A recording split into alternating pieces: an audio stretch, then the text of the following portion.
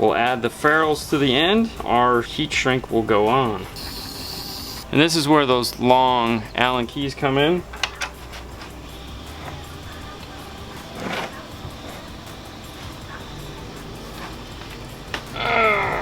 Give it a nice torquing.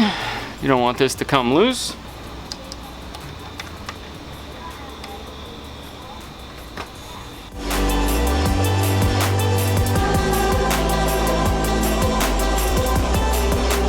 Before we start drilling a bunch of holes in this, we have to figure out where our wire is going. Is it going to be turning, crisscrossing? What's going to happen? More than likely, our signal wire is going to need to get to this side of the amplifier and up through the center console. That means this wire is going to have to either come forward and turn. I don't know yet. I'm going to head over to the car, take a look at that area that we haven't looked at yet to see how this is all going to happen. This is that area we were talking about. That board comes all the way up flush with here. Underneath this is nothing. From this whole gap right here, I've slid up. This is the factory wire run. There's nothing here. That means that that power wire can just come right into here. We'll cut a small hole and it'll turn and come forward. That's nice because that'll leave that whole area here for us to make all our wire runs turn. Know that I can just leave these wires like this. I'm going to build a bridge right here to hold these up. That way we'll be able to pass everything else underneath it, just like an overpass.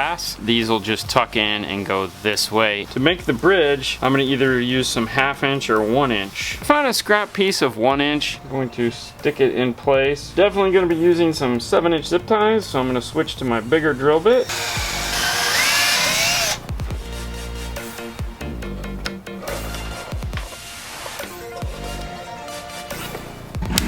Power wire taken care of, and we now know how the rest of this can go together. I've cut myself a piece of speed wire, which is a 9-conductor wire that has all my speaker wires and my remote turn on in it. And I've grabbed my 4000 series 6-foot RCAs. Don't make a 6-channel version of these. Anytime we use the RCAs, we always put shrink wrap on them to denote the color of what it's for. So we have white, gray, green, and purple. Those will go into here. The other thing too is that these are directional. Make sure that this flag goes towards the radio. There's a drain wire in these to reduce noise, and if you put them backwards, you won't get the benefit of that.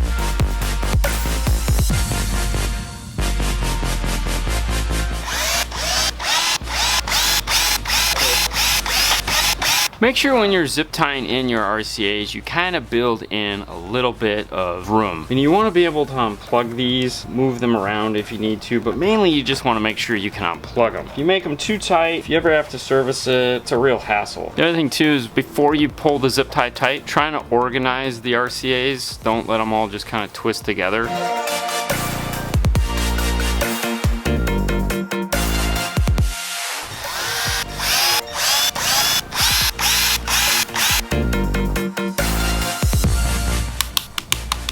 If you decide that you want to tape up your RCA, it is a lot easier to tape it up after these little joiners that they have. This part here just gets kind of crazy and it's twisted, and it's usually just because of the way the packaging is. Or once you get down past them, nice and flat, and you can actually stack all 3 of them on top of one another and make a nice solid bundle to tape up. That's why this is zip tied like this, and now we'll tape them since they're going to run into the car. You could also just cover the whole thing in Tech Flex if you wanted. It's up to you and how you want to do it. Next hole on here is the subwoofer wire, but before I do that, I want to finish bringing up my base wire. Now that we have an understanding of how all the wiring is going to, it is going to be somewhere over on this side of the dash, so there's no reason to bring it across, so I can finish bringing it up.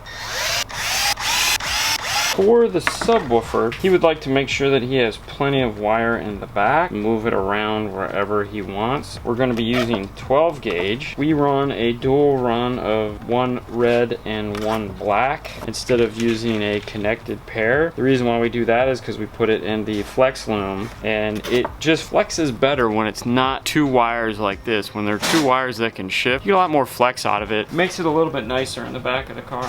One of the questions we get because we wire amps up on the bench is how do we figure out how much wire we need? Pretty simple. We just have a spool of wire and we drape it through the car. It tells us how much wire we need. Just cut a second one of these and we'll be all set. The 2 12s are now in their braided sleeving. Make sure both are cut to length. Put on the ferrules. When adding on the ferrules, because it's going to be in flat, make sure that they're both in the same spot. You don't want them sitting like this because then they won't go into the amplifier right. Before you apply your last piece of heat shrink here, make sure you know which one is positive and negative. When this is going to go in, your logo is facing up.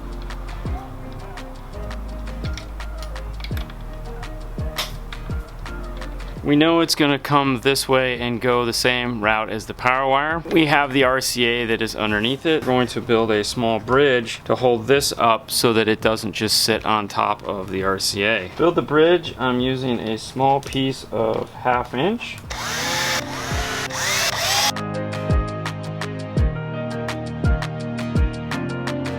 With the bridge in place, the sub wire is done. That leaves just 9 holes left to fill. Our 8 speaker wires and our remote turn on, which is perfect because speed wire has 8 wires in it just to do that. Put your knife all the way down to its lowest setting. Make sure the blade you have in there has a tip, so you may have to put a fresh one in, and then just run it into the speed wire. This has this thick blue shield around it, and it also has paper in it. So as you can see, the paper didn't even get cut when your blade is all the way down.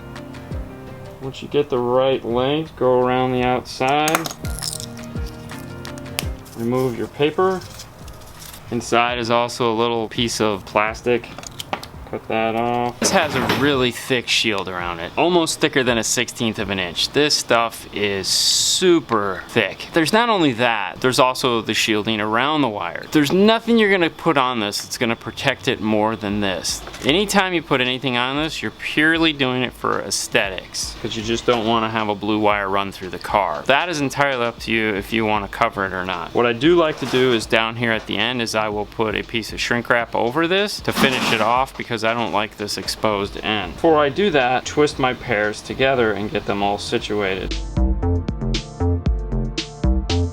The next thing to do is figure out how this is going to lay out. Whatever your farthest run is, in this case it would be purple number 4. Kind of want to figure out where this will lie. Pay attention to the order of the wire before you put the shrink wrap on. For this, we want to make sure purple is going to be on the outside, followed by green, then gray, then white, and that the blue is over here in the front, because that is going to be the last wire to go in.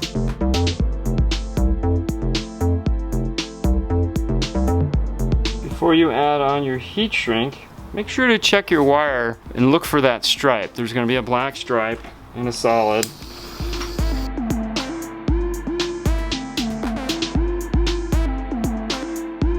With the first wire in, you can now figure out how we want the layout to go. That is our determining point.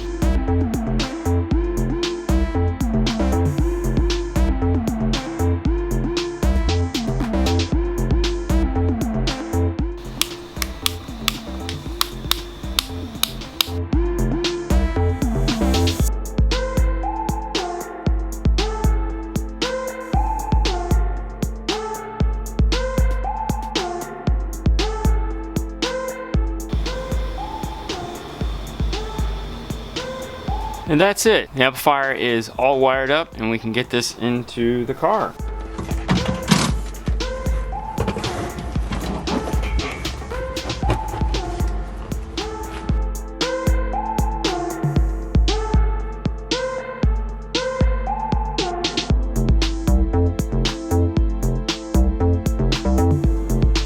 All my wires ran. I need to get this side apart and start running the sub wire to the back, as well as figure out where I'm going to ground them. Sometimes in this area there is a factory ground spot. Sometimes in this area there's a factory ground spot. Before I go and mount it here, I'm going to see if there is one in the B pillar. So after getting this all apart, there's no cool ground point anywhere in here. However, there was a black piece of tape right here that covered up this screw hole, which is perfect. It's an M6 size bolt.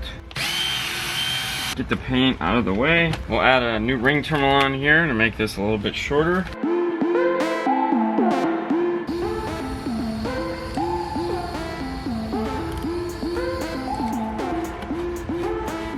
Ground is in place. I'm gonna move into the radio, get the RCAs and the speed wire up in place.